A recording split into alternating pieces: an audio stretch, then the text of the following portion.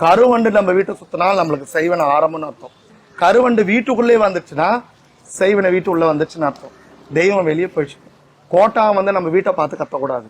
கோட்டானா ஆண்டை கத்தக்கூடாது. வௌவால் நம்ம வீட்டுக்குள்ள நுழையக்கூடாது. வௌவால்ல கூட ஏவல் அனுப்புவாங்க. வௌவால் மாதிரி உருவம் போட்டு அதை கூட அனுப்புவாங்க. புரியுதுங்களா? மாடு மாதிரி செய்வாங்க, குதிரை மாதிரி செய்வாங்க, மரப்பாச்சியில செய்வாங்க, விதமா செய்வாங்க. இப்ப அது மாதிரி வௌவால் வீட்டுக்குள்ள வரக்கூடாதுன்னா கனவுல வரக்கூடாதா இல்ல வீட்டுக்குள்ளே நேராவே வரக்கூடாது. அப்படி வந்துச்சு அப்படின்னு நீங்க வந்துச்சுன்னா அவங்களுக்கு வந்துச்சுன்னா அவங்களுக்கு கொஞ்சம் கொஞ்சம் அழிவு காலம்னு ஆரம்பம் இருக்கும். அப்ப அவங்க என்ன பண்ணணும் அடுத்தது? உடனே அவங்க குலதெய்வத்துக்கு போகணும். தெய்வத்துக்கு போயிட்டு செய்ய வேண்டிய பரிகாரம், அந்த அம்மனுக்கு பாலாபிஷேகம் பண்ணலாம், அந்த அம்மாவை வணங்கலாம். நல்லவங்ககிட்ட போயிட்டு என்னம்மா இந்த மாதிரி வௌவாலுக்கு வந்திருக்கு, இது யாருன்னா ஏவி விட்டாங்களா இல்லை தானா வந்ததா அப்படின்னு கேட்டா அதுக்கேற்ற மாதிரி நம்ம சொன்னோம், அதுக்கேற்ற மாதிரி செஞ்சிடும். இப்ப நிறைய பேர் ஊர்ல இருந்தெல்லாம் உங்களை பாத்துட்டு இருக்காங்க. கண்டிப்பா இவ்வளவு பேரு நிறைய பேரால இங்க வர முடியாத வாய்ப்பும் இருக்கும்.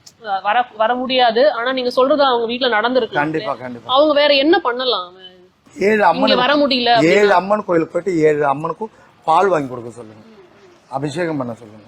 அந்த பாலே நம்மளுக்கு எல்லா தோஷமும் நம்மளுக்கு நீங்கி விட்டுரும்.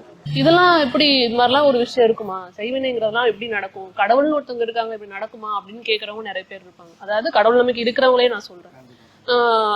அதை நம்பாதவங்களுக்கு நீங்க என்ன சொல்ல விரும்புறீங்க? நம்பாதவங்க கண்டிப்பா அவங்க ஒரு நாள் கடவுளை தேடி வருவாங்க.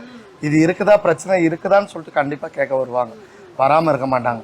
நம்மளுக்கு தெரியாம வேணா இருக்கலாம், அவங்க கேட்கறாங்களா இல்லையான்னு. கண்டிப்பா எங்கன்னா அவங்க குடும்பத்துல சூழ்ந்தவங்க கண்டிப்பா சம்பந்தப்பட்டவங்க எங்கன்னா போய் கேட்டிருப்பாங்க. ஆனா அவங்க வாழ்க்கையில அடுத்தடுத்து அடி வாங்கிக்கிட்டே இருக்காங்க. அவங்க என்ன பண்ணணும்? அந்த நேரம் கண்டிப்பா அவங்க வீட்டுல செத்தவங்க முன்னோர்கள் கண்டிப்பா உதவி செய்வாங்க. மகளே செய்யாம இருக்க மாட்டாங்க. கண்டிப்பா யார் மனசுல பூந்து எங்கன்னா போய் பாருங்கன்னு கண்டிப்பா போக வைப்பாங்க. சொல்ல அறிகுறி எங்கேயாவது கண்டிப்பா காட்டுவாங்க. இப்ப இறந்து போன முன்னோர்கள் மூலமா இப்ப நிறைய பேர் இறந்து போறாங்க இல்லையா? சோ அவங்க மூலமா இந்த காக்கா வர்றது, இந்த நாய் வருது, அதெல்லாம் உண்மையா? அவங்கதான் முன்னோர்கள்னு அவங்க சொல்றாங்களா? அதெல்லாம் உண்மையா? அது எப்படி? நம்மளோட நம்பிக்கை. அது மாதிரி இப்ப வீட்டுல ஒரு பெரிய படம் இருக்கு, கண்ணாடி படம் இருக்கு, அது விழுந்துருச்சுனாவோ அதுவுமே அந்த மாதிரி சகுனத்துக்கு. ஆமா, சகுனத்துக்கு அறிகுறிதான். சகுனத்துக்கு அறிகுறிதான். அதே நிலவாசல்ல கண்ணாடி வைக்கணும். நிறைய பேர் பாருங்க நிலவாசல்ல கண்ணாடி வைப்பாங்க. ஏன்னா ஒரு கெட்ட துஷ்ட தேவதா அந்த கண்ணாடி அது முகத்தை பார்த்தோன்னு அது அலறி ஓடும். நிலவாசப்படினா வீட்டை திறந்த உடனே. ஆமா, இல்ல முன்னே கதவுலயே வச்சிடலாம். ஆமா.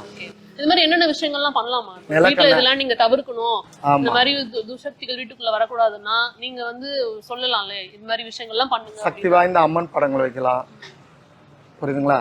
அங்காளம்மா படம் வைக்கலாம், சுந்தரமுறை கடவுள் விநாயகர் படம் வைக்கலாம். இப்போ அவங்களுடைய மதத்திலும் அவங்க வைப்பாங்க, வைக்கலாம். யாராதான் சரி, எந்த மதத்துக்காரங்களும் நில கண்ணாடி வச்சா நல்லது.